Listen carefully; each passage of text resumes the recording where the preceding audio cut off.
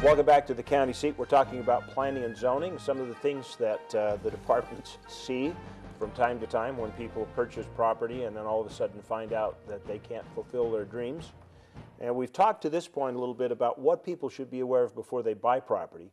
Now we would like to address the topic of what happens if, say, you will your property to your children, or you decide that you've got 5 acres and you want each of your kids to be able to build a Hyannisport family compound and have all the Kennedys together. What kind of challenges does that present, or what should you do?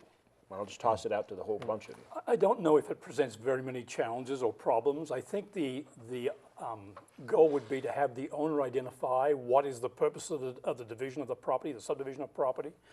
And if it is indeed for the creation of buildable lots, communicate with the county about what the requirements are to establish a subdivision that someday, either now or in the future, every one of those lots will have a building permit being able to be issued on them. And so the counties will have a process that applicant would be required to go through and verify if there's adequacy of water and sewer and access, and there's clear title to the properties. And if you proceed that way, then you're proceeding with confidence that either tomorrow or in the future, each one of those lots should be able to have a building permit issued on them. Is it better to start that process earlier the better, in case you need to like approach for a variance or something like that?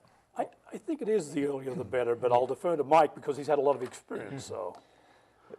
Yeah, it depends on the long-term goals for the property. If the property is just going to be used for agricultural purposes, then you don't have to worry about the septic systems and the water as much. You still need to worry about access and getting a survey done so you know where your property lines are if you're going to put up a fence. But if it's going to be just agricultural, then it's a little easier of a process. But if the long-term goal is to build on it, then you need to see us early. And when does the commission get involved? Is this when everything else goes awry? Are you the last straw? We're usually the last straw. So you get the really bad cases. After planning and zoning has ruled on it, they can come and appeal to the county commission to see if we would change the planning and zoning commission's minds on, or their ruling on it. Hopefully it doesn't get to that point.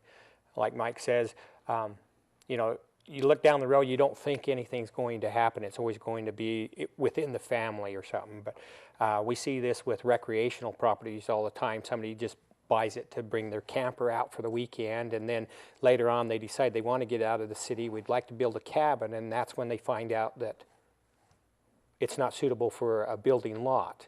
Now, there are some ways to get around it. Or work with it, not get around it, and do it within the law.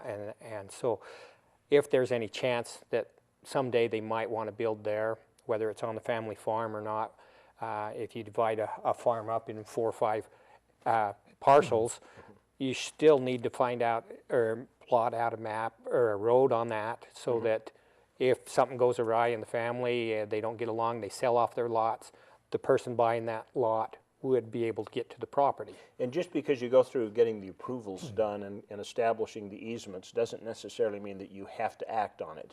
It's just future planning. Right.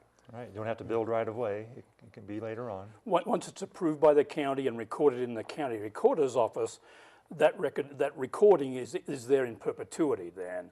And someone could come back and check the day those lots were created, and did we indeed verify and went through the process with the county to ensure they're buildable lots.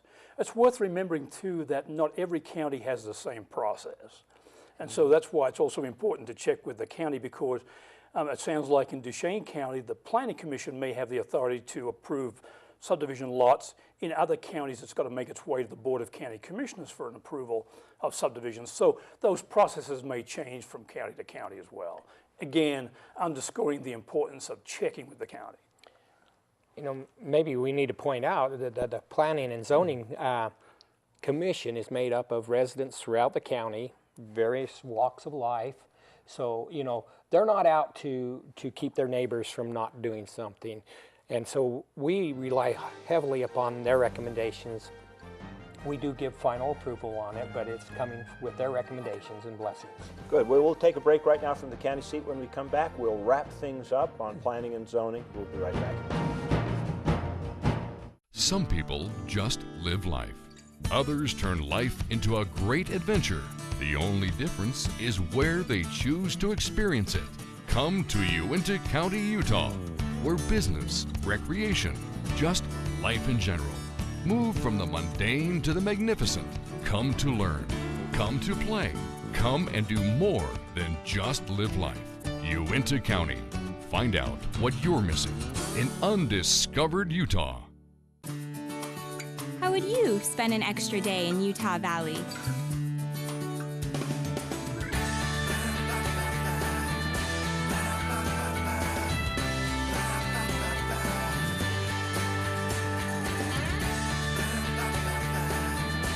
Stay one more day.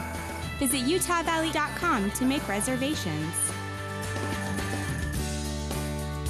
Utah Valley. Bring everyone together. How do you describe the perfect destination?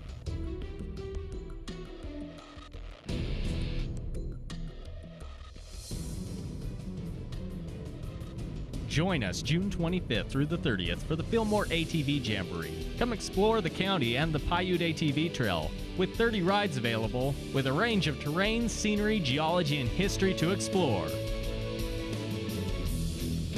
Pick your adventure in Millard County. Engines on 5, 4, 3, 2, 1, 0. Liftoff. We have liftoff. There aren't a lot of places in this world where you can feel truly free and wild, where the horizon invites you to set off on adventure. In Tooele County, you'll find just that. Explore the Benson Grist Mill and step back in time. Find yourself on a trek through our canyons. Join us for our Wild Horse and Heritage Days, June 7th through the 9th, and take home a piece of the West. Tooele County. Experience endless horizons.